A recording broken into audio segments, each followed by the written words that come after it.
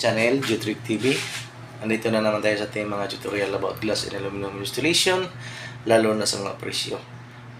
Mga kalods, ang pagpresyo natin itong nasa likod ko. Ayan, makita natin. Jealousy po ito na with hamba. Ayan. Naka-Jalo Plus frame. May grills na po. Ayan. Singulan lang po to. 3/4x4 ang hamba. Tapos clear glass. Ito ang pinaka-best setup sa Jealousy window kasi may mga grills na po. 1/2 po yung round tube na aluminum at saka 10 mm na parapalaman sa ilalim na steel bar o round bar 10 mm. Ito ang pinaka magandang setup na gusto ko. Ang ganitong style mga kalods ang ating pipresyohan. Naka heavy duty na po ito. Kunin natin yan. Ito po yan.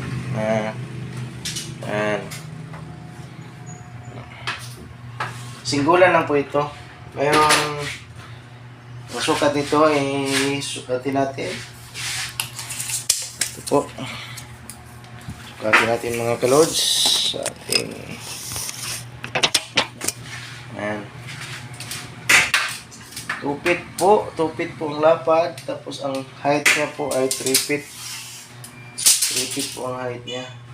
Yan. 3 feet.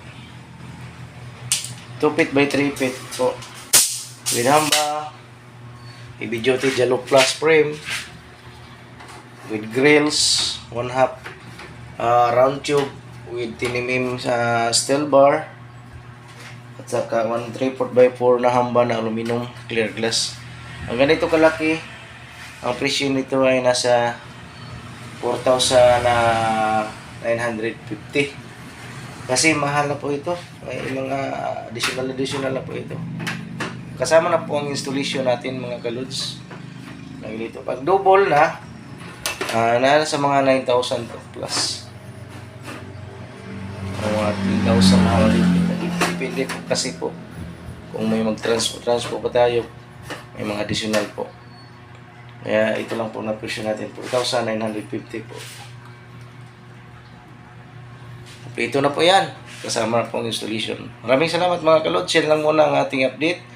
At kung sino pong gustong ma-update palagi ay mag-click ng subscribe kung hindi pa nag-subscribe para update palagi tayo sa ating mga tutorial, lalo na sa mga presyuhan at mga guide po sa pag-installation sa ating mga glass and aluminum works. At pwede kayo mag-comment dyan sa ating comment section, mga sukat ang gusto nyo ipagawa para mabigyan natin ng idea kung magkano yan ang mga presyo. Depende po sa location mga kalods. Maraming salamat. God bless everyone.